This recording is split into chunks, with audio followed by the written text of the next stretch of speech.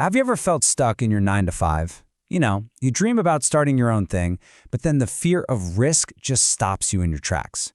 Well, it turns out there's a powerful, super low-risk playbook for entrepreneurship inspired by the investor Monish Pabrai.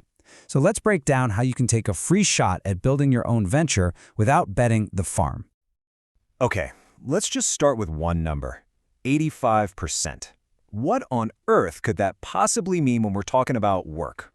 Well, that is the percentage of people around the world who are disengaged from their jobs. I mean, think about that. They're not excited, they're not fulfilled. For the overwhelming majority of people, work is just something you have to get through, not something you actually enjoy.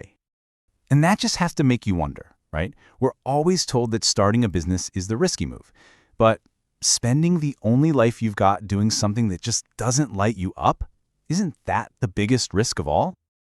So if that traditional career path is actually the real gamble, then we need a completely different playbook. And that's what this is about, a low-risk strategy for building wealth and finding some real purpose. It's called the Dando Method. So what is Dando? Well, the word actually comes from Gujarat, India.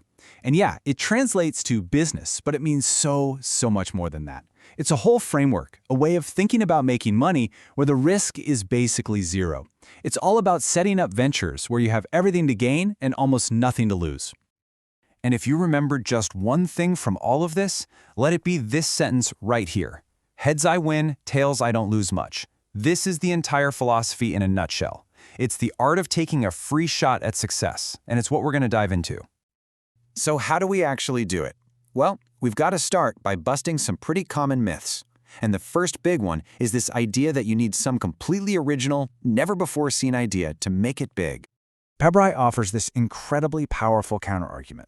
He says that if you can just become a great cloner, someone who's really good at spotting a successful idea and just copying it, you are already way ahead of almost everyone else who's trying to reinvent the wheel. Let's just break this down. Pure innovation? That's incredibly high risk.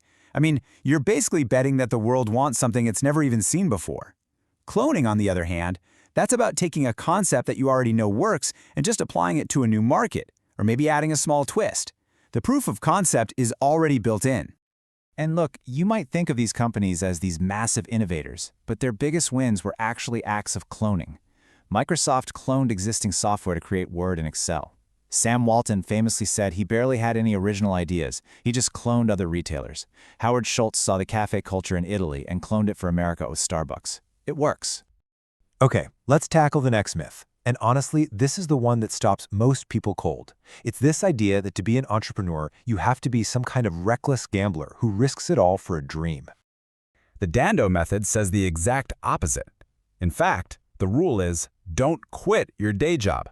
Why? Because of this fantastic quote, "Some other yo-yo is paying your rent. Your 9 to 5 isn't a prison. It's your safety net. It's the ultimate risk reducer. It pays your bills while you build your dream on the side." So if you're keeping your job, how on earth do you find the energy for a startup? Well, here is the really clever hack. You actually recalibrate how much effort you put into your day job. You're not aiming to be the top performer anymore. Nope. Your new goal is to be just above firing level. Good enough that they won't let you go, but you're saving all your best energy, your best mental and physical energy for what actually matters, your own thing. So where does the time for all this come from? Let's just look at a typical week. We all get the same 168 hours. Once you take out sleep, your job, and chores, there's still this pretty big slice of free time. For most of us, that time is just filled with stuff like scrolling social media or watching TV. Now, check out the Founders Week. Look at that change. Sleep is the same, the 9 to 5 is the same, but that big orange slice of free time has been almost totally replaced by the yellow startup slice. This is the trade. You swap passive entertainment for actively building your future. And here's the real test. Working on your startup has to feel more exciting and more fun than watching Netflix. All right, time for the final myth, the one that leads to total analysis paralysis. It's this belief that your business plan has to be absolutely perfect right out of the gate. Here's the truth. That brilliant idea you came up with in your head, in your ivory tower, it's almost certainly flawed in some way. Great business models are not invented in a vacuum. They are discovered through talking to real customers again and again and again. Pabrai tells this amazing story about this from his very first IT company. He put together this super detailed 20-slide presentation that outlined everything his company could possibly do. He'd go into meetings, click through all 20 slides, and then just kind of hope that something landed. But then, in one of these meetings, something amazing happened. After he finished his whole pitch, the client said, "Go back to slide 10. That's it. He didn't care about any of the other 19 slides. He had one specific, really painful problem, and the solution was right there on slide 10. That was the signal. So Pabrai adapted. He literally threw out the other 19 slides. He took that one concept and blew it up into a full presentation, and he built his entire business around solving that one single painful problem. You see, you don't tell the market what it needs. You have to listen to what it's telling you. So, once you've cleared away all of these myths, what are you left with? Well, you're left with a clear, actionable framework for low-risk entrepreneurship. You're left with the Dando mindset. Let's just recap the key principles here. First, cloning.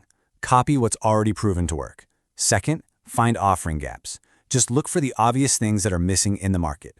Third, obsessive cost control. Being frugal is your superpower because it's one of the only things you can totally control. And finally, be a giver. Help other people without expecting anything back. Pabrai really believes this creates this kind of good karma that will eventually come back to help you succeed. And that really brings us to the final thought. This isn't just about business, you know? It's a whole mindset about creating these opportunities where the downside is tiny. So the question I want to leave you with is this. Using these ideas, what's the free shot that you're not taking in your own life?